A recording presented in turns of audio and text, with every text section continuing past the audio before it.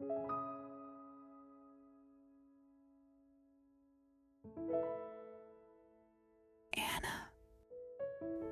A S M R.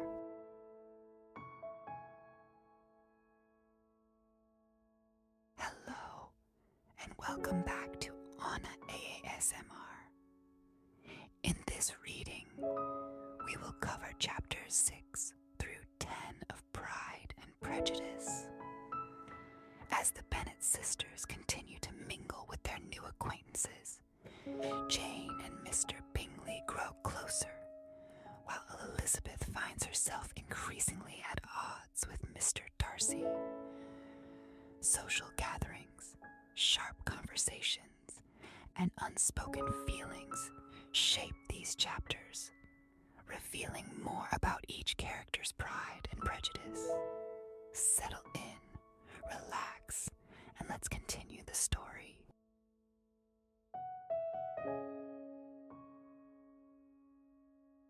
Chapter 6. The ladies of Longbourn soon waited on those of Netherfield. The visit was returned in due form. Miss Bennet's pleasing manners grew on the goodwill of Mrs. Hurst and Miss Bingley, and though the mother was found to be intolerable, and the younger sisters not worth speaking to, a wish of being better acquainted with them was expressed towards the two eldest. By Jane, this attention was received with the greatest pleasure, but Elizabeth still saw superciliousness in their treatment of everybody, hardly excepting even her sister, and could not like them, though their kindness to Jane, such as it was, had a value as arising, in all probability, from the influence of their brother's admiration. It was generally evident, whenever they met, that he did admire her, and to her it was equally evident that Jane was yielding to the preference which she had begun to entertain for him from the first, and was in a way to be very much in love. But she considered with pleasure that it was not likely to be discovered by the world in general, since Jane united with great strength of feeling, a composure of temper, and an uniform cheerfulness of manner, which would guard her from the suspicions of the impertinent. She mentioned this to her friend, Miss Lucas. "It may, perhaps, be pleasant," replied Charlotte, "to be able to impose on the public in such a case, but it is sometimes a disadvantage to be so very guarded. If a woman conceals her affection with the same skill from the object of it, she may lose the opportunity of fixing him, and it will then be but poor consolation to believe the world equally in the dark. There is so much of gratitude or vanity in almost every attachment, that it is not safe to leave any to itself. We can all begin freely. A slight preference is natural enough, but there are very few of us who have heart enough to be really in love without encouragement. In 9 cases out of 10, a woman had better show more affection than she feels. Bingley likes your sister undoubtedly, but he may never do more than like her if she does not help him on. But she does help him on, as much as her nature will allow. If I can perceive her regard for him, he must be a simpleton indeed not to discover it too. Remember, Eliza, that he does not know Jane's disposition as you do. But if a woman is partial to a man, and does not endeavor to conceal it, he must find it out. Perhaps he must, if he sees enough of her.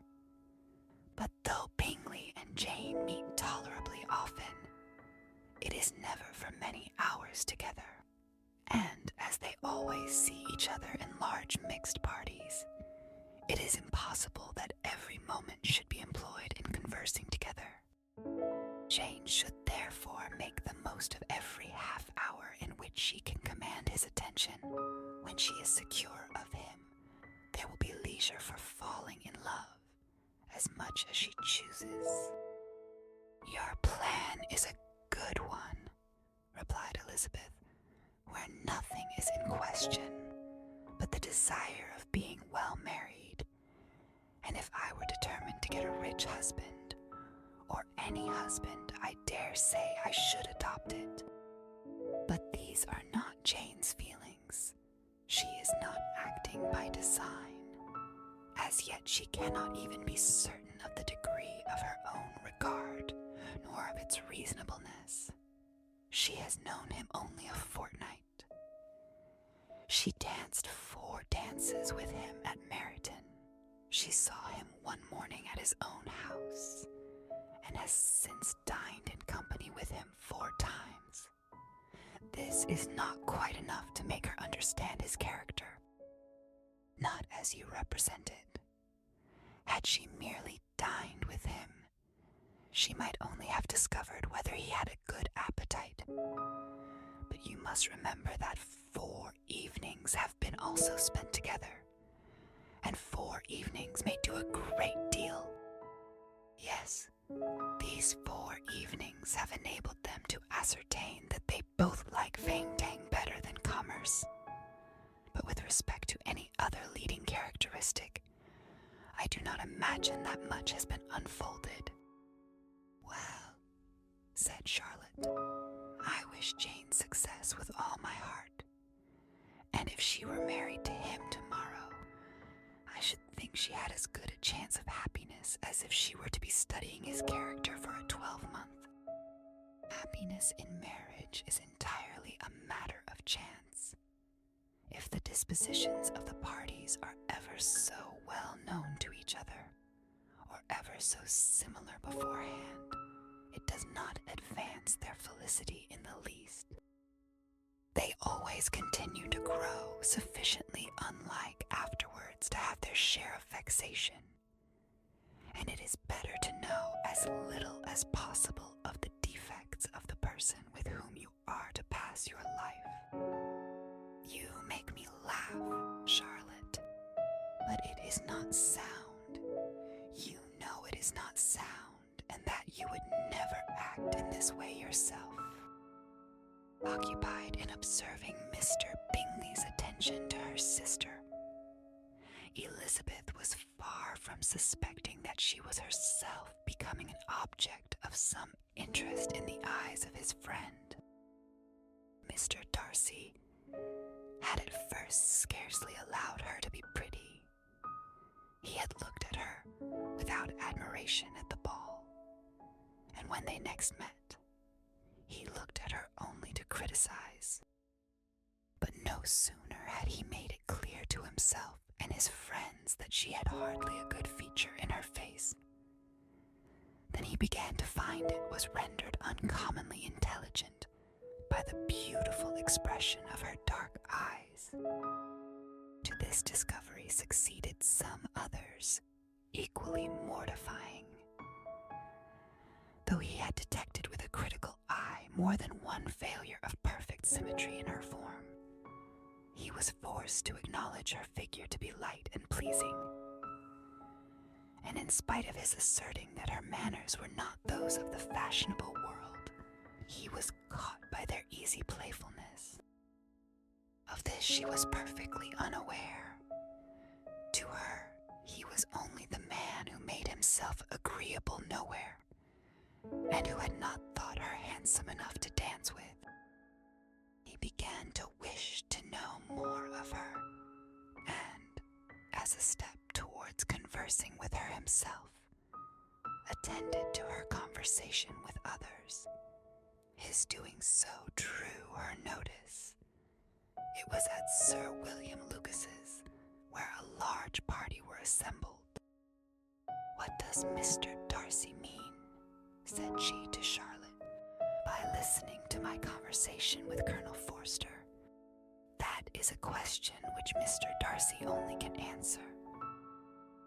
But if he does it any more, I shall certainly let him know that I see what he is about.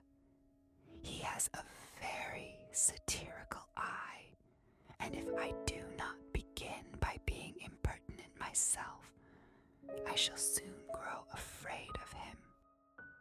On his approaching them soon afterwards, though without seeming to have any intention of speaking, Miss Lucas defied her friend to mention such a subject to him, which immediately provoking Elizabeth to do it, she turned to him and said, "Did not you think, Mr. Darcy, that I expressed myself uncommonly well just now, when I was teasing Colonel Forster to give us a ball at Meryton?" "With great energy. But it is a subject which always makes a lady energetic. You are severe on us. It will be her turn soon to be teased," said Miss Lucas. "I am going to open the instrument, Eliza, and you know what follows. You are a very strange creature by way of a friend, always wanting me to play and sing before anybody and everybody. If my vanity had taken a musical turn, you would have been invaluable. But as it is, I would really rather not sit down before those who must be in the habit of hearing the very best performers." On Miss Lucas's persevering, however, she added, "Very well. If it must be so, it must." And gravely glancing at Mr. Darcy, "There is a very fine old saying, which everybody here is of course familiar with. Keep your breath to cool your porridge, and I shall keep mine to swell my song." Her performance was pleasing, though by no means capital.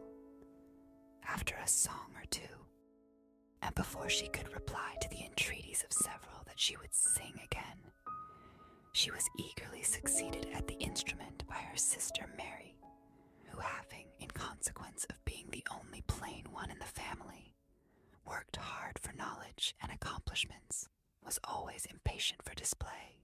Mary had neither genius nor taste, and though vanity had given her application, it had given her likewise a pedantic air and conceited manner, which would have injured a higher degree of excellence than she had reached.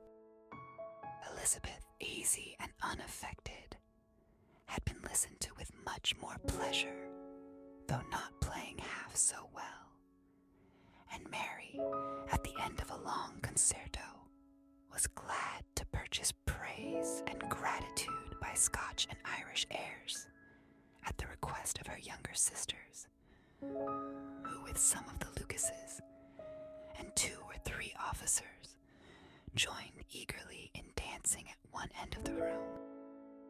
Mr. Darcy stood near them in silent indignation at such a mode of passing the evening, to the exclusion of all conversation, and was too much engrossed by his own thoughts to perceive that Sir William Lucas was his neighbor, till Sir William thus began: "What a charming amusement for young people this is, Mr. Darcy.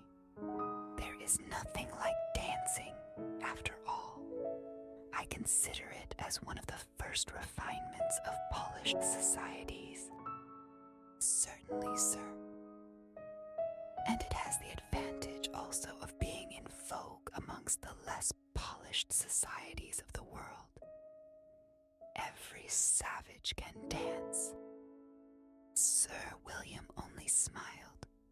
"Your friend performs delightfully," he continued, after a pause, on seeing Bingley join the group, "and I doubt not that you are an adept in the science yourself, Mr. Darcy."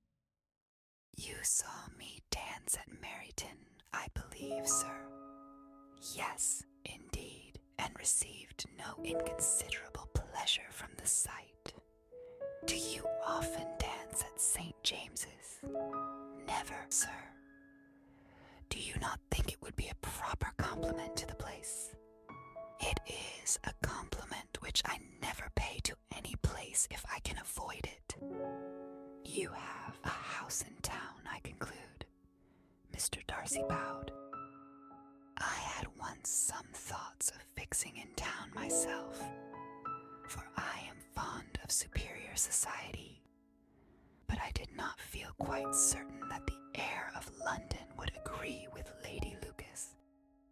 He paused in hopes of an answer, but his companion was not disposed to make any, and Elizabeth at that instant moving towards them, he was struck with the notion of doing a very gallant thing, and called out to her, "My dear Miss Eliza, why are not you dancing?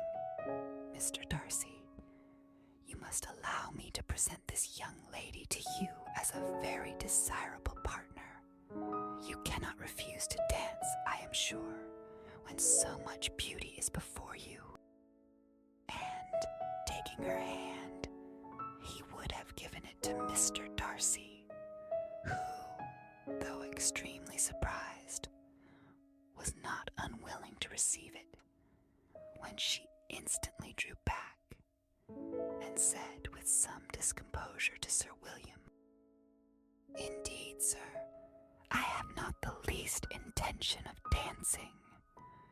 I entreat you not to suppose that I moved this way in order to beg for a partner." Mr. Darcy, with grave propriety, requested to be allowed the honor of her hand, but in vain. Elizabeth was determined, nor did Sir William at all shake her purpose by his attempt at persuasion. "You excel so much in the dance, Miss Eliza, that it is cruel to deny me the happiness of seeing you. And though this gentleman dislikes the amusement in general, he can have no objection, I am sure, to oblige us for 1/2 hour. Mr. Darcy is all politeness," said Elizabeth, smiling. "He is, indeed. But considering the inducement, my dear Miss Eliza, we cannot wonder at his complaisance, for who would object to such a partner?" Elizabeth looked archly and turned away. Her resistance had not injured her with the gentleman, and he was thinking of her with some complacency, when thus accosted by Miss Bingley. "I can guess the subject of your reverie. I should imagine not. You are considering how insupportable it would be to pass many evenings in this manner, in such society, and, indeed, I am quite of your opinion. I was never more annoyed. The insipidity, and yet the noise, the nothingness, and yet the self-importance of all these people. What would I give to hear your strictures on them? Your conjecture is totally wrong, I assure you. My mind was more agreeably engaged. I have been meditating on the very great pleasure which a pair of fine eyes in the face of a pretty woman can bestow." Miss Bingley immediately fixed her eyes on his face, and desired he would tell her what lady had the credit of inspiring such reflections. Mr. Darcy replied, with great intrepidity, "Miss Elizabeth Bennet." "Miss Elizabeth Bennet," repeated Miss Bingley. "I am all astonishment. How long has she been such a favorite? And pray, when am I to wish you joy?" "That is exactly the question which I expected you to ask. A lady's imagination is very rapid. It jumps from admiration to love, from love to matrimony, in a moment. I knew you would be wishing me joy. Nay, if you are so serious about it, I shall consider the matter as absolutely settled. You will have a charming mother-in-law, indeed, and of course she will be always at Pemberley with you." He listened to her with perfect indifference, while she chose to entertain herself in this manner, and as his composure convinced her that all was safe, her wit flowed along.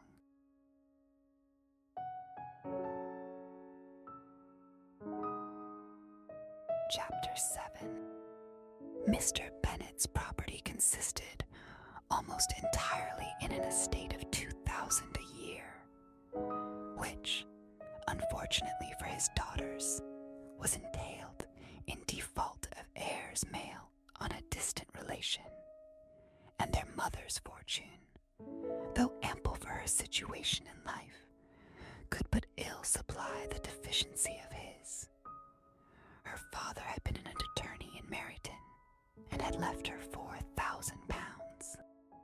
She had a sister married to a Mr. Phillips, who had been a clerk to their father and succeeded him in the business, and a brother settled in London in a respectable line of trade. The village of Longbourn was only 1 mile from Meryton, a most convenient distance for the young ladies, who were usually tempted thither 3 or 4 times a week to pay their duty to their aunt, and to a milliner's shop just over the way. The 2 youngest of the family, Catherine and Lydia, were particularly frequent in these attentions. Their minds were more vacant than their sisters', and when nothing better offered, a walk to Meryton was necessary to amuse their morning hours and furnish conversation for the evening. And, however bare of news the country in general might be, they always contrived to learn some from their aunt.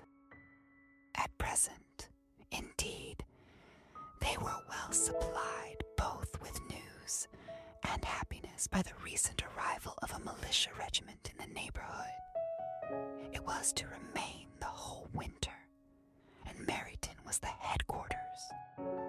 Their visits to Mrs. Phillips were now productive of the most interesting intelligence.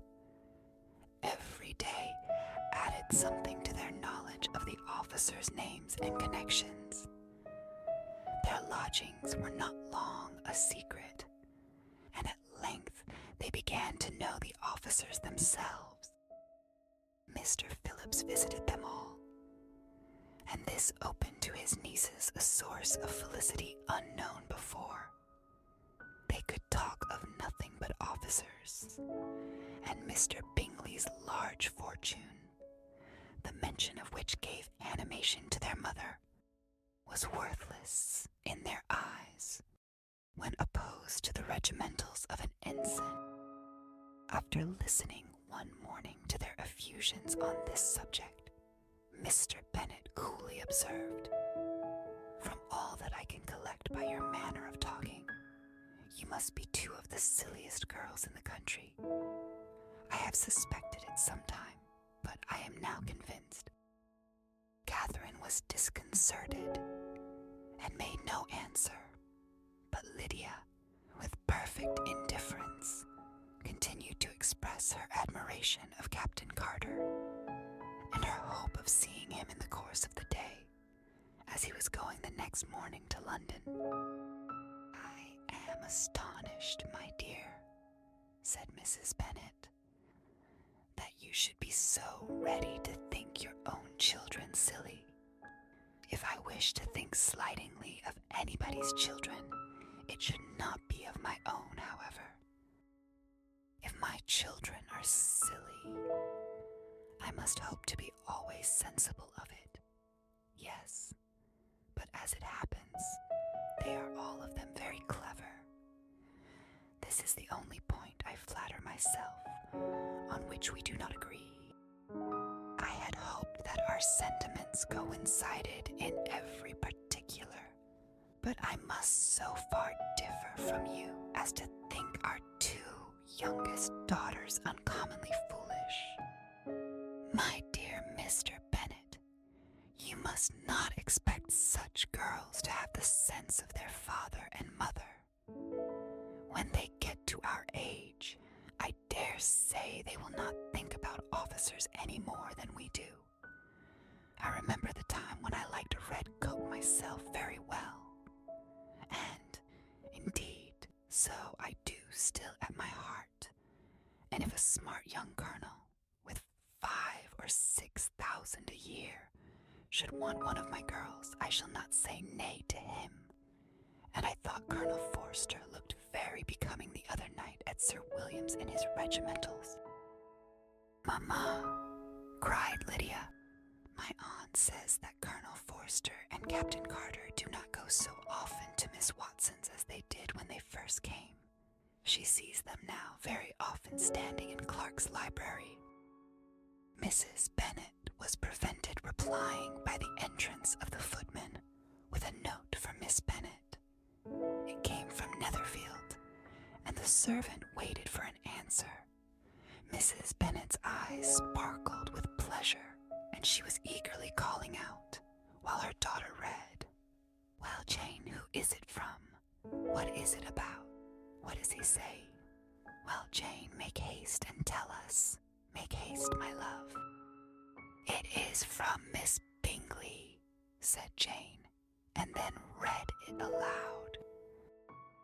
"My dear friend, if you are not so compassionate as to dine today with Louisa and me, we shall be in danger of hating each other for the rest of our lives.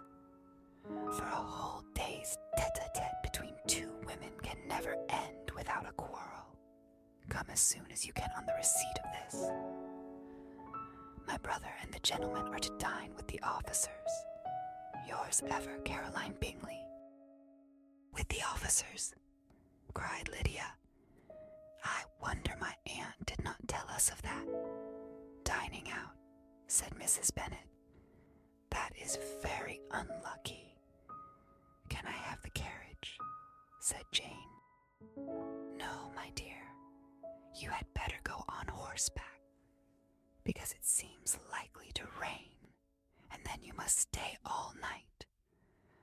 "That would be a good scheme," said Elizabeth, "if you were sure that they would not offer to send her home." "Oh, but the gentlemen will have Mr. Bingley's chaise to go to Meryton, and the Hursts have no horses to theirs. I had much rather go in the coach. But, my dear, your father cannot spare the horses, I am sure. They are wanted in the farm. Mr. Bennet, are not they? They are wanted in the farm much oftener than I can get them. But if you have got them today," said Elizabeth, "my mother's purpose will be answered." She did at last extort from her father an acknowledgment that the horses were engaged. Jane was therefore obliged to go on horseback, and her mother attended her to the door with many cheerful prognostics of a bad day. Her hopes were answered. Jane had not been gone long before it rained hard. Her sisters were uneasy for her, but her mother was delighted. The rain continued the whole evening without intermission. Jane certainly could not come back. "This was a lucky idea of mine, indeed," said Mrs. Bennet, more than once, as if the credit of making it rain were all her own. Till the next morning, however, she was not aware of all the felicity of her contrivance. Breakfast was scarcely over when a servant from Netherfield brought the following note for Elizabeth. "My dearest Lizzie, I find myself very unwell this morning, which, I suppose, is to be imputed to my getting wet through yesterday. My kind friends will not hear of my returning home till I am better. They insist also on my seeing Mr. Jones. Therefore do not be alarmed if you should hear of his having been to me. And, excepting a sore throat and a headache, there is not much the matter with me. lives, etc. "Well, my dear," said Mr. Bennet, when Elizabeth had read the note aloud, "if your daughter should have a dangerous fit of illness, if she should die, it would be a comfort to know that it was all in pursuit of Mr. Bingley, and under your orders. Oh, I am not at all afraid of her dying. People do not die of little trifling colds. She will be taken good care of. As long as she stays there, it is all very well. I would go and see her if I could have the carriage." Elizabeth, feeling really anxious, determined to go to her, though the carriage was not to be had, and as she was no horsewoman, walking was her only alternative. She declared her resolution. "How can you be so silly," cried her mother, "as to think of such a thing in all this dirt? You will not be fit to be seen when you get there. I shall be very fit to see Jane, which is all I want. Is this a hint to me, Lizzie," said her father, "to send for the horses?" "No, indeed. I do not wish to avoid the walk. The distance is nothing. When one has a motive, only 3 miles. I shall be back by dinner." "I admire the activity of your benevolence," observed Mary, "but every impulse of feeling should be guided by reason, and, in my opinion, exertion should always be in proportion to what is required. We will go as far as Meryton with you," said Catherine and Lydia. Elizabeth accepted their company, and the 3 young ladies set off together. "If we make haste," said Lydia, as they walked along, "perhaps we may see something of Captain Carter before he goes." In Meryton they parted.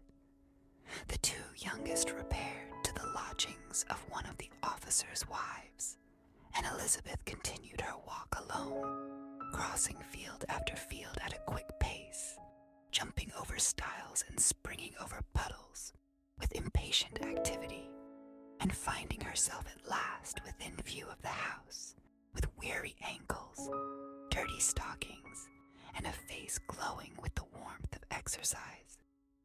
She was shown into the breakfast parlor, where all but Jane were assembled, and where her appearance created a great deal of surprise. That she should have walked through 3 miles so early in the day in such dirty weather, and by herself, was almost incredible to Mrs. Hurst and Miss Bingley, and Elizabeth was convinced that they held her in contempt for it. She was received, however, very politely by them, and in their brother's manners there was something better than politeness. There was good humor and kindness. Mr. Darcy said very little, and Mr. Hurst nothing at all. The former was divided between admiration of the brilliancy which exercise had given to her complexion and doubt as to the occasions justifying her coming so far alone. The latter was thinking only of his breakfast. Her inquiries after her sister were not very favorably answered. Miss Bennet had slept ill, and though up, was very feverish, and not well enough to leave her room. Elizabeth was glad to be taken to her immediately, and Jane, who had only been withheld by the fear of giving alarm or inconvenience from expressing in her note how much she longed for such a visit, was delighted at her entrance. She was not equal, however, to much conversation, and when Miss Bingley left them together, could attempt little beside expressions of gratitude for the extraordinary kindness she was treated with. Elizabeth silently attended her. When breakfast was over, they were joined by the sisters, and Elizabeth began to like them herself when she saw how much affection and solicitude they showed for Jane. The apothecary came, and having examined his patient, said, as might be supposed, that she had caught a violent cold, and that they must endeavor to get the better of it, advised her to return to bed, and promised her some draughts. The advice was followed readily, for the feverish symptoms increased, and her head ached acutely. Elizabeth did not quit her room for a moment, nor were the other ladies often absent, the gentlemen being out. They had, in fact, nothing to do elsewhere. When the clock struck 3, Elizabeth felt that she must go, and very unwillingly said so.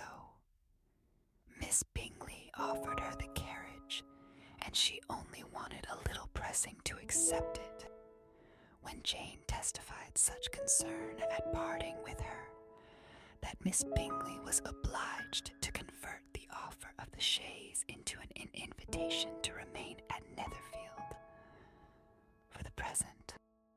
Elizabeth most thankfully consented, and a servant was despatched to Longbourn to acquaint the family with her stay and bring back a supply of clothes.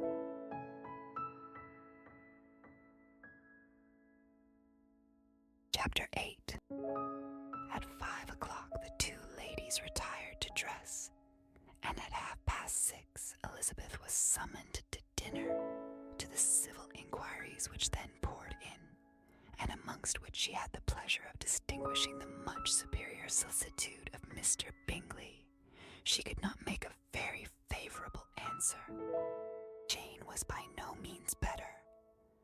The sisters, on hearing this, repeated 3 or 4 times how much they were grieved, how shocking it was to have a bad cold, and how excessively they disliked being ill themselves, and then thought no more of the matter, and their indifference towards Jane, when not immediately before them, restored Elizabeth to the enjoyment of all her original dislike. Their brother, indeed, was the only one of the party whom she could regard with any complacency. His anxiety for Jane was evident, and his attentions to herself most pleasing, and they prevented her feeling herself so much an intruder as she believed she was considered by the others. She had very little notice from any but him.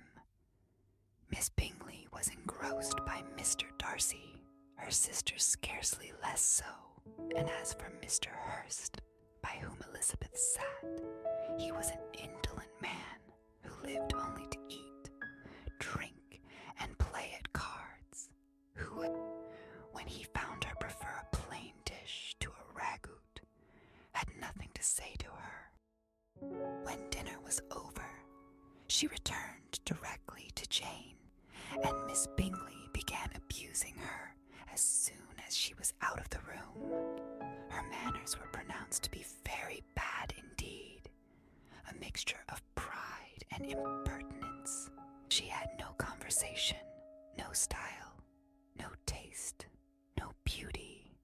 Mrs. Hurst thought the same, and added, "She has nothing, in short, to recommend her, but being an excellent walker.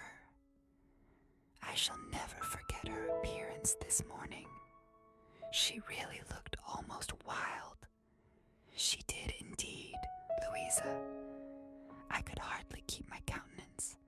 Very nonsensical to come at all. Why must she be scampering about the country because her sister had a cold? Her hair so untidy, so blowsy. Yes, and her petticoat. I hope you saw her petticoat 6 inches deep in mud.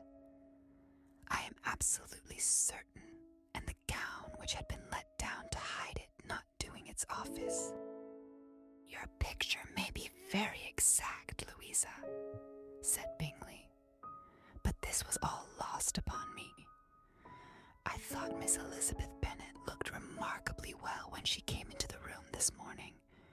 Her dirty petticoat quite escaped my notice. You observed it, Mr. Darcy, I am sure, said Miss Bingley, and I am inclined to think that you would not wish to see your sister make such an exhibition. Certainly not. To walk 3 miles, or 4 miles, or 5 miles, or whatever it is, above her ankles in dirt, and alone, quite alone, what could she mean by it? It seems to me to show an abominable sort of conceited independence, a most country-town indifference to decorum. It shows an affection for her sister that is very pleasing, said Bingley. I am afraid, Mr. Darcy, observed Miss Bingley, in a half-whisper, that this adventure has rather affected your admiration of her fine eyes. Not at all, he replied. They were brightened by the exercise. A short pause followed this speech, and Mrs. Hurst began again. I have an excessive regard for Jane Bennet. She is really a very sweet girl, and I wish with all my heart she were well settled. But with such a father and mother, and such low connections, I am afraid there is no chance of it. I think I have heard you say that their uncle is an attorney in Meryton. Yes. And they have another, who lives somewhere near Cheapside. That is capital, added her sister, and they both laughed heartily. If they had uncles enough to fill all Cheapside, cried Bingley, it would not make them one jot less agreeable. But it must very materially lessen their chance of marrying men of any consideration in the world, replied Darcy. To this speech Bingley made no answer, but his sisters gave it their hearty assent, and indulged their mirth for some time at the expense of their dear friend's vulgar relations. With a renewal of tenderness, however, they repaired to her room on leaving the dining parlor, and sat with her till summoned to coffee. She was still very poorly, and Elizabeth would not quit her at all, till late in the evening, when she had the comfort of seeing her asleep, and when it appeared to her rather right than pleasant that she should go downstairs herself. On entering the drawing room, she found the whole party at loo, and was immediately invited to join them.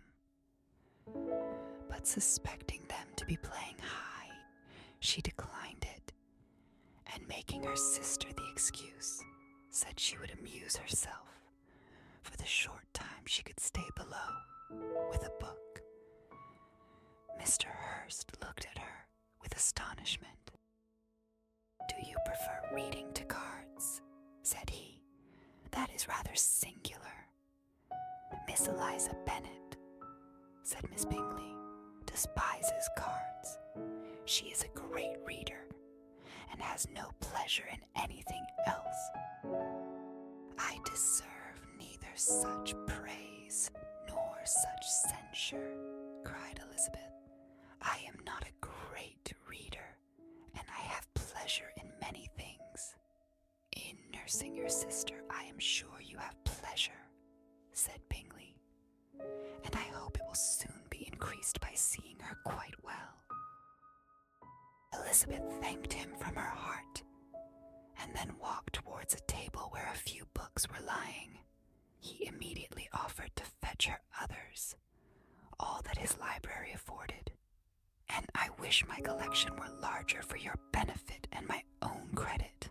But I am an idle fellow, and though I have not many, I have more than I ever looked into. Elizabeth assured him that she could suit herself perfectly with those in the room.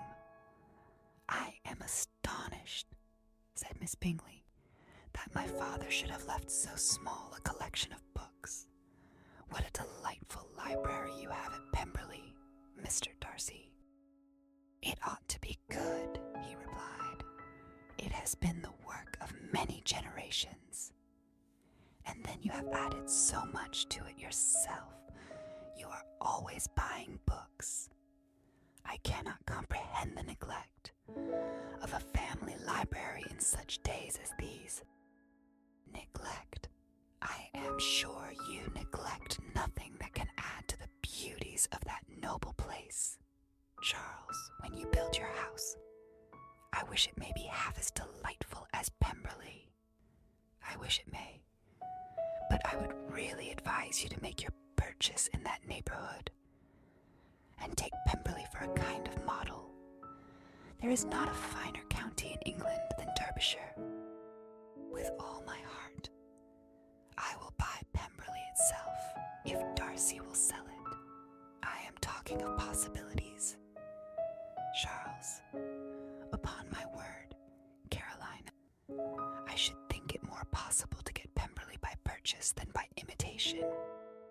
Elizabeth was so much caught by what passed as to leave her very little attention for her book, and, soon laying it wholly aside, she drew near the card table and stationed herself between Mr. Bingley and his eldest sister to observe the game. "Is Miss Darcy much grown since the spring?" said Miss Bingley. "Will she be as tall as I am? I think she will.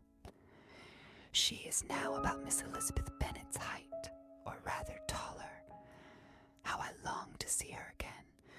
I never met with anybody who delighted me so much. Such a countenance, such manners, and so extremely accomplished for her age. Her performance on the pianoforte is exquisite." "It is amazing to me," said Bingley, "how young ladies can have patience to be so very accomplished as they all are." "All young ladies accomplished? My dear Charles, what do you mean?" "Yes, all of them, I think. They all paint tables, cover screens, and net purses. I scarcely know anyone who cannot do all this, and I am sure I never heard a young lady spoken of for the first time without being informed that she was very accomplished." "Your list of the common extent of accomplishments," said Darcy, "has too much truth. The word is applied to many a woman who deserves it no otherwise than by netting a purse or covering a screen. But I am very far from agreeing with you in your estimation of ladies in general. I cannot boast of knowing more than half a dozen in the whole range of my acquaintance that are really accomplished. Nor I am sure," said Miss Bingley. "Then," observed Elizabeth, "you must comprehend a great deal in your idea of an accomplished woman." "Yes, I do comprehend a great deal in it." "Oh, certainly," cried his faithful assistant. "No one can be really esteemed accomplished who does not greatly surpass what is usually met with. A woman must have a thorough knowledge of music, singing, drawing, dancing, and the modern languages to deserve the word, and besides all this, she must possess a certain something in her air and manner of walking, the tone of her voice, her address and expressions, or the word will be but half deserved. All this she must possess," added Darcy, "and to all she must yet add something more substantial in the improvement of her mind by extensive reading. I am no longer surprised at your knowing only 6 accomplished women. I rather wonder now at your knowing any. Are you so severe upon your own sex as to doubt the possibility majesty of all this, I never saw such a woman. I never saw such capacity and taste and application and elegance as you describe, united. Mrs. Hurst and Miss Bingley both cried out against the injustice of her implied doubt, and were both protesting that they knew many women who answered this description, when Mr. Hurst called them to order, with bitter complaints of their inattention to what was going forward. As all conversation was thereby at an end, Elizabeth soon afterwards left the room. "Eliza Bennet," said Miss Bingley, when the door was closed on her, "is one of those young ladies who seek to recommend themselves to the other sex by undervaluing their own, and with many men, I dare say, it succeeds. But, in my opinion, it is a paltry device, a very mean art." "Undoubtedly," replied Darcy, to whom this remark was chiefly addressed. "There is meanness in all the arts which ladies sometimes condescend to employ for captivation. Whatever bears affinity to cunning is despicable." Miss Bingley was not so entirely satisfied with this reply as to continue the subject. Elizabeth joined them again only to say that her sister was worse, and that she could not leave her. Bingley urged Mr. Jones's being sent for immediately, while his sisters, convinced that no country advice could be of any service, recommended an express to town for one of the most eminent physicians. This she would not hear of, but she was not so unwilling to comply with their brother's proposal, and it was settled that Mr. Jones should be sent for early in the morning if Miss Bennet were not decidedly better. Bingley was quite uncomfortable. His sisters declared that they were miserable. They solaced their wretchedness, however, by duets after supper, while he could find no better relief to his feelings than by giving his housekeeper directions that every possible attention might be paid to the sick lady and her sister.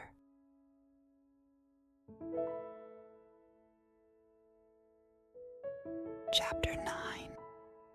Elizabeth passed the chief of the night in her sister's room, and in the morning had the pleasure of being able to send a tolerable answer to the inquiries which she very early received from Mr. Bingley by a housemaid, and some time afterwards from the two elegant ladies who waited on his sisters. In spite of this amendment, however, she requested to have a note sent to Longbourn, desiring her mother to visit Jane and form her own judgment of her situation.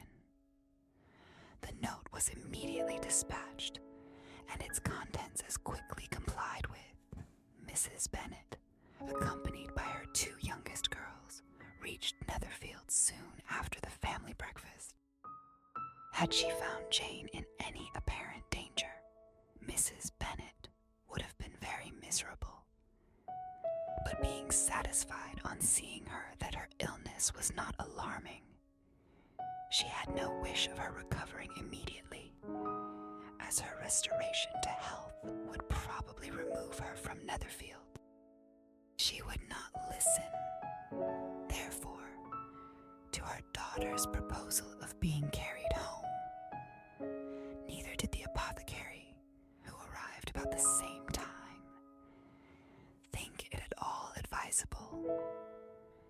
After sitting a little while with Jane, on Miss Bingley's appearance and invitation, the mother and three daughters all attended her into the breakfast parlor.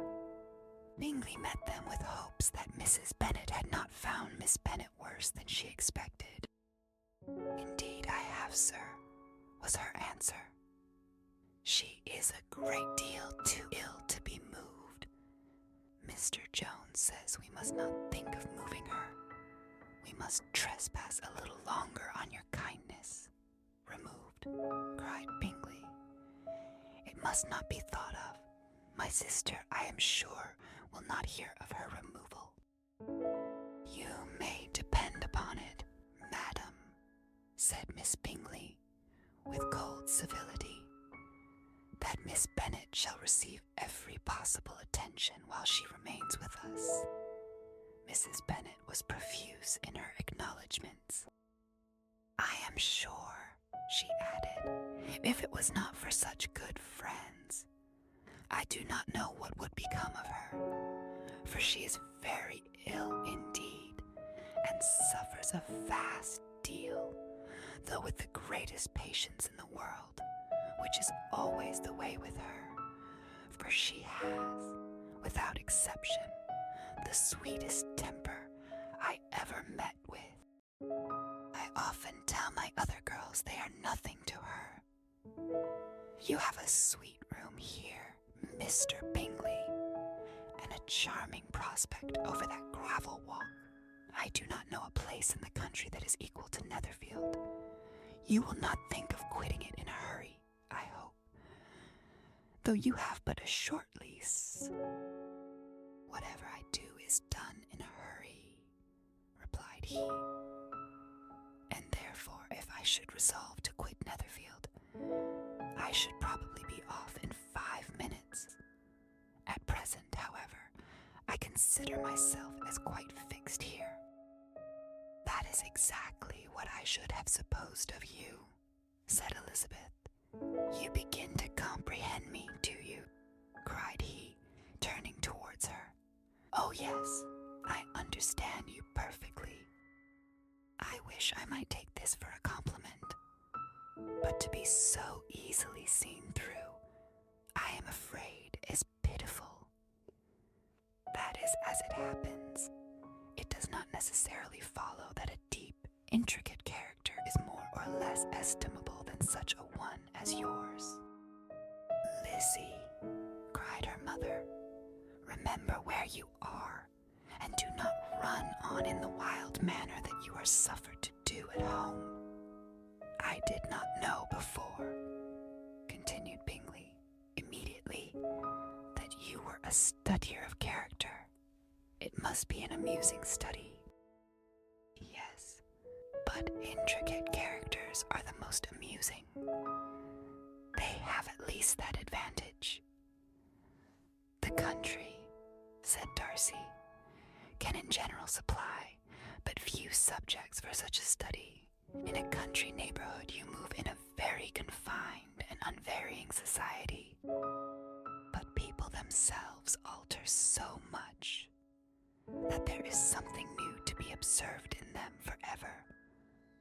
Yes, indeed, cried Mrs. Bennet, offended by his manner of mentioning a country neighborhood. I assure you there is quite as much of that going on in the country as in town. Everybody was surprised, and Darcy, after looking at her for a moment, turned silently away.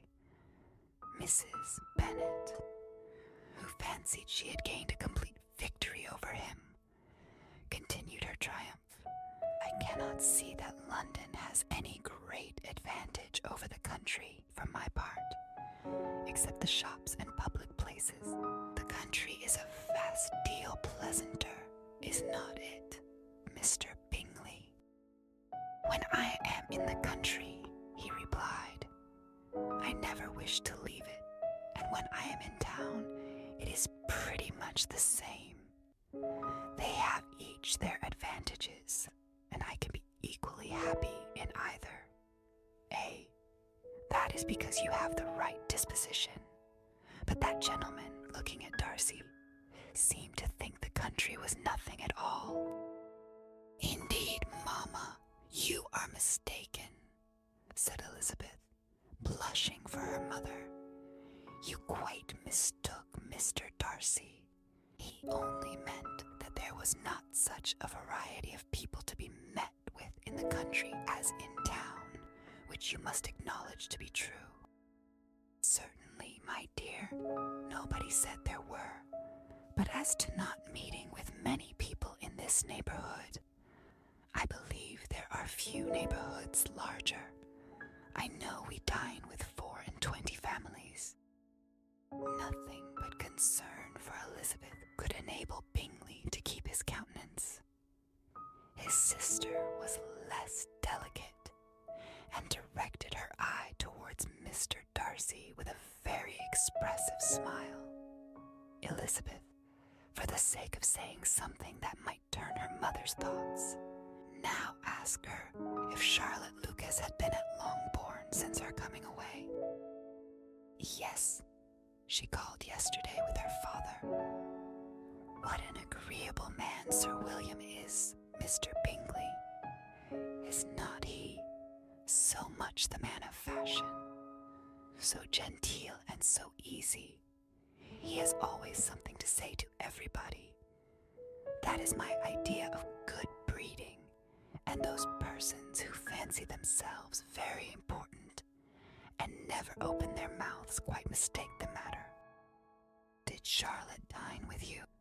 No, she would go home.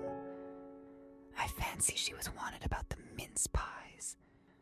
For my part, Mr. Bingley, I always keep servants that can do their own work. My daughters are brought up differently. But everybody is to judge for themselves. The Lucases are a very good sort of girls, I assure you. It is a pity they are not handsome. Not that I think Charlotte so very plain, but then she is our particular friend. She seems a very pleasant young woman, said Bingley. Oh dear, yes. But you must own she is very plain. Lady Lucas herself has often said so, and envied me Jane's beauty. I do not like to boast of my own child, but to be sure, Jane, one does not often see anybody better looking. It is what everybody says. I do not trust my own partiality. When she was only 15, there was a gentleman at my brother Gardiner's in town so much in love with her that my sister-in-law was sure he would make her an offer before we came away. But, however, he did not. Perhaps he thought her too young. However, he wrote some verses on her, and very pretty they were. And so ended his affection, said Elizabeth, impatiently. There has been many a one, I fancy, overcome in the same way. I wonder who first discovered the efficacy of poetry in driving away love. I have been used to consider poetry as the food of love, said Darcy. Of a fine, stout, healthy love it may. Everything nourishes what is strong already. But if it be only a slight, thin sort of inclination, I am convinced that one good sonnet will starve it entirely away. Darcy only smiled, and the general pause which ensued made Elizabeth tremble lest her mother should be exposing herself again. She longed to speak, but could think of nothing to say, and after a short silence Mrs. Bennet began repeating her thanks to Mr. Bingley for his kindness to Jane, with an apology for troubling him also with Lizzie. Mr. Bingley was unaffectedly civil in his answer, and forced his younger sister to be civil also, and say what the occasion required. She performed her part, indeed, without much graciousness, but Mrs. Bennet was satisfied, and soon afterwards ordered her carriage. Upon this signal, the youngest of her daughters put herself forward. The two girls had been whispering to each other during the whole visit, and the result of it was that the youngest should tax Mr. Bingley with having promised on his first coming into the country to give a ball at Netherfield. Lydia was a stout, well-grown girl of 15, with a fine complexion and good whose affection had brought her into public at an early age. She had high animal spirits and a sort of natural self-consequence, which the attentions of the officers, to whom her uncle's good dinners and her own easy manners recommended her, had increased into assurance. She was very equal, therefore, to address Mr. Bingley on the subject of the ball, and abruptly reminded him of his promise, adding that it would be the most shameful thing in the world if he did not keep it. His answer to this sudden attack was delightful to her mother's ear. "I am perfectly ready, I assure you, to keep my engagement. And when your sister is recovered, you shall, if you please, name the very day of the ball. But you would not wish to be dancing while she is ill." Lydia declared herself satisfied. Oh yes, it would be much better to wait till Jane was well, and by that time, most likely, Captain Carter would be at Meryton again. "And when you have given your ball," she added, "I shall insist on their giving one also. I shall tell Colonel Forster it will be quite a shame if he does not." Mrs. Bennet and her daughters then departed, and Elizabeth returned instantly to Jane, leaving her own and her relations' behavior to the remarks of the two ladies and Mr. Darcy, the latter of whom, however, could not be prevailed on to join in their censure of her, in spite of all Miss Bingley's witticisms on fine eyes. Chapter 10. The day passed much as the day before had done.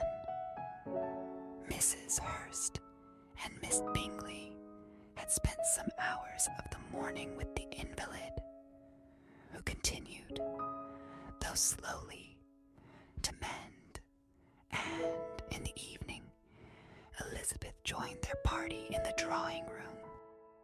The loo table, however, did not appear. Mr. Darcy was writing, and Miss Bingley, seated near him, was watching the progress of his letter, and repeatedly calling off his attention by messages to his sister. Mr. Hurst and Mr. Bingley were at piquet, and Mrs. Hurst was observing their game. Elizabeth took up some needlework, and was sufficiently amused in attending to what passed between Darcy and his companion. The perpetual commendations of the lady either on his handwriting, or on the evenness of his lines, or on the length of his letter, with the perfect unconcern with which her praises were received, formed a curious dialogue, and was exactly in unison with her opinion of each. "How delighted Miss Darcy will be to receive such a letter." He made no answer. "You write uncommonly fast." "You are mistaken. I write rather slowly." "How many letters you must have occasion to write in the course of a year." "Letters of business, too. How odious I should think them." "It is fortunate, then, that they fall to my lot instead of to yours. Pray tell your sister that I long to see her." "I have already told her so once, by your desire. I am afraid you do not like your pen. Let me mend it for you. I mend pens remarkably well." "Thank you, but I always mend my own. How can you contrive to write so even?" He was silent. "Tell your sister I am delighted to hear of her improvement on the harp, and pray let her know that I am quite in raptures with her beautiful little design for a table, and I think it infinitely superior to Miss Grantley's. Will you give me leave to defer your raptures till I write again?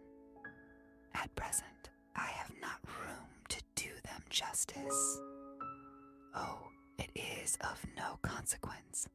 I shall see her in January, but do you always write such charming long letters to her, Mr. Darcy?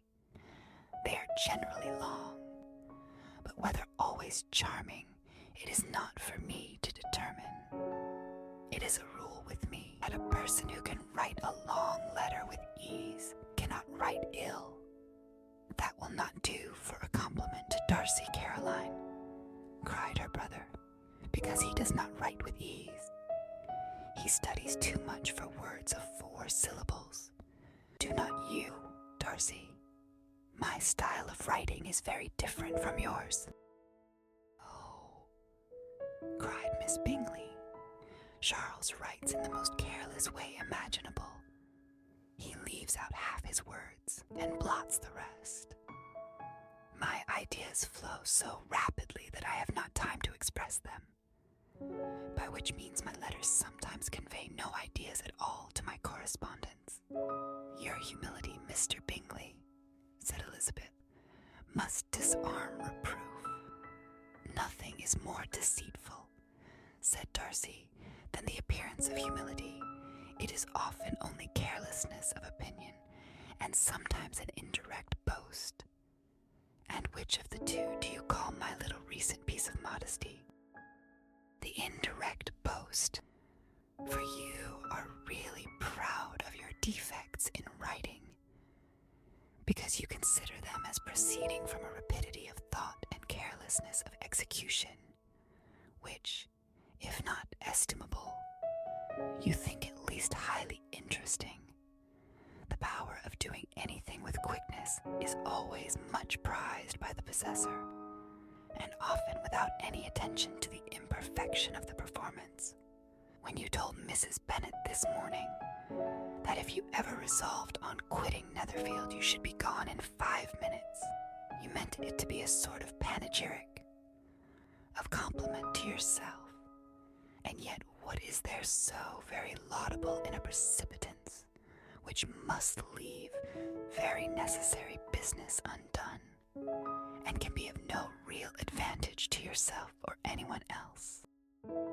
Nay, cried Bingley, this is too much, to remember at night all the foolish things that were said in the morning. And yet, upon my honor, I believed what I said of myself to be true, and I believe it at this moment. At least, therefore, I did not assume the character of needless precipitance merely to show off before the ladies. I dare say you believed it, but I am by no means convinced that you would be gone with such celerity. Your conduct would be quite as dependent on chance as that of any man I know. And if, as you were mounting your horse, a friend were to say, Bingley, you had better stay till next week, you would probably do it. You would probably not go, and, at another word, might stay a month. You have only proved by this, cried Elizabeth, that Mr. Bingley did not do justice to his own disposition. You have shown him off now much more than he did himself. I am exceedingly gratified, said Bingley, by your converting what my friend says into a compliment on the sweetness of my temper. But I am afraid you are giving it a turn which that gentleman did by no means intend. For he would certainly think the better of me if, under such a circumstance, I were to give a flat denial and ride off as fast as I could. Would Mr. Darcy then consider the rashness of your original intention as atoned for by your obstinacy in adhering to it? Upon my word, I cannot exactly explain the matter. Darcy must speak for himself. You expect me to account for opinions which you choose to call mine, but which I have never acknowledged. Allowing the case, however, to stand according to your representation, you must remember, Miss Bennet, that the friend who is supposed to desire his return to the house, and the delay of his plan, has merely desired it, asked it without offering one argument in favor of its propriety,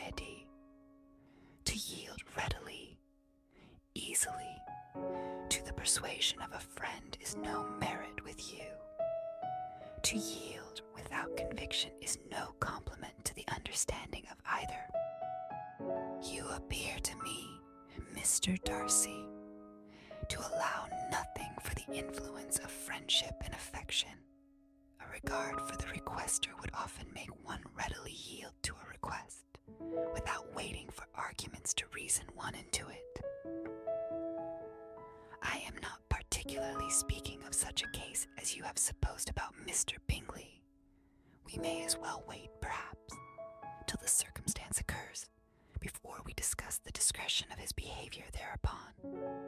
But in general and ordinary cases, between friend and friend, where one of them is desired by the other to change a resolution of no very great moment, should you think ill of that person for complying with the desire, without waiting to be argued into it, will it not be advisable, before we proceed on this subject, to arrange with rather more precision the degree of importance which is to appertain to this request, as well as the degree of intimacy subsisting between the parties?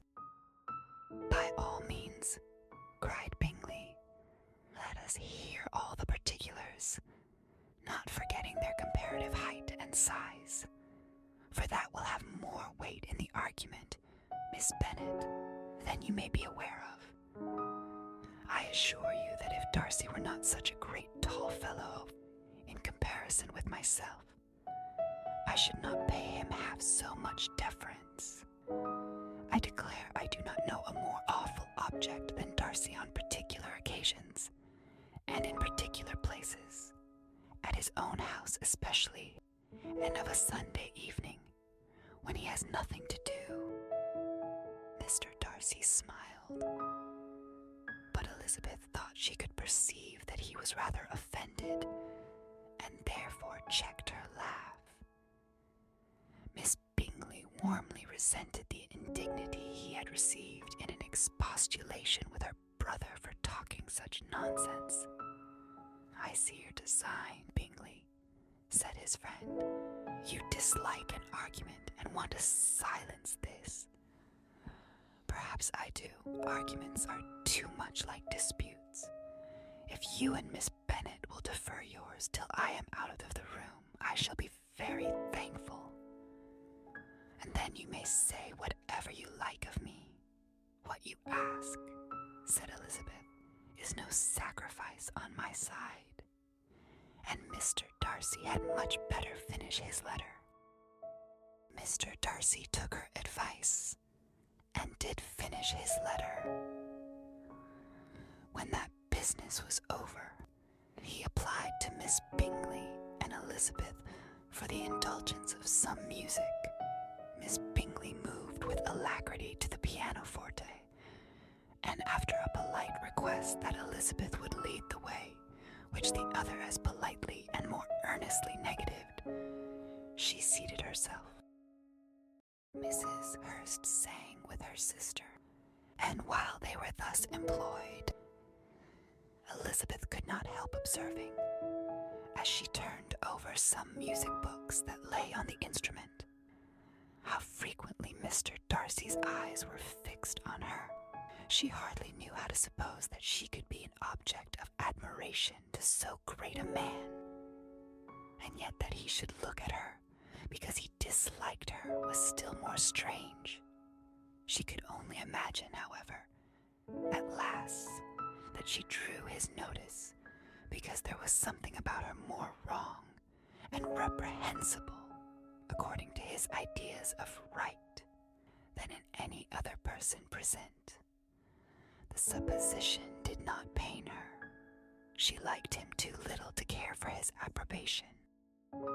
After playing some Italian songs, Miss Bingley varied the charm by a lively Scotch air, and soon afterwards Mr. Darcy, drawing near Elizabeth, said to her, "Do you not feel a great inclination, Miss Bennet, to seize such an opportunity of dancing a reel?" She smiled, but made no answer. He repeated the question, with some surprise at her silence. "Oh," said she, "I heard you before," but I could not immediately determine what to say in reply. "You wanted me, I know, to say yes, that you might have the pleasure of despising my taste. But I always delight in overthrowing those kind of schemes, and cheating a person of their premeditated contempt. I have, therefore, made up my mind to tell you that I do not want to dance a reel at all, and now despise me if you dare." "Indeed, I do not dare." Elizabeth, having rather expected to affront him, was amazed at his gallantry. But there was a mixture of sweetness and archness in her manner which made it difficult for her to affront anybody. And Darcy had never been so bewitched by any woman as he was by her. He really believed that, were it not for the inferiority of her connections, he should be in some danger.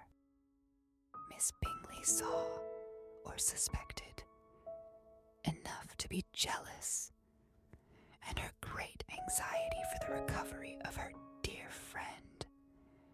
Jane received some assistance from her desire of getting rid of Elizabeth. She often tried to provoke Darcy into disliking her guest by talking of their supposed marriage and planning his happiness in such an alliance. "I hope," said she, as they were walking together in the shrubbery the next day, "you will give your mother-in-law a few hints when this desirable event takes place as to the advantage of holding her tongue, and if you can compass it, to cure the younger girls of running after the officers. And if I may mention so delicate a subject, endeavor to check that little something, bordering on conceit and impertinence, which your lady possesses. Have you anything else to propose for my domestic felicity? Oh, yes. Do let the portraits of your uncle and Aunt Phillips be placed in the gallery at Pemberley. Put them next to your great-uncle the judge. They are in the same profession, you know, only in different lines. As for your Elizabeth's picture, you must not attempt to have it taken, for what painter could do justice to those beautiful eyes? It would not be easy, indeed, to catch their expression, but their color and shape, and the eyelashes, so remarkably fine, might be copied." At that moment, they were met from another walk by Mrs. Hurst and Elizabeth herself. "I did not know that you intended to walk," said Miss Bingley, in some confusion, lest they had been overheard. "You used us abominably ill," answered Mrs. Hurst, "running away without telling us that you were coming out." Then, taking the disengaged arm of Mr. Darcy, she left Elizabeth to walk by herself. The path just admitted three. Mr. Darcy felt their rudeness, and immediately said, "This walk is not wide enough for our party. We had better go into the avenue." But Elizabeth, who had not the least inclination to remain with them, laughingly answered, "No, no, stay where you are. You are charmingly grouped, and appear to uncommon advantage. The picturesque would be spoiled by admitting a fourth. Goodbye." She then ran gaily off, rejoicing, as she rambled about, in the hope of being at home again in a day or two. Jane was already so much recovered as to intend leaving her room for a couple of hours that evening. Thank you for spending this time with me as we read chapters 6 through 10 of Pride and Prejudice. In the next video, we'll continue with chapters 11 through 15, where tensions rise, new acquaintances bring unexpected developments, and Elizabeth and Darcy's dynamic becomes even more intriguing. If you'd like to join me for the next part, feel free to subscribe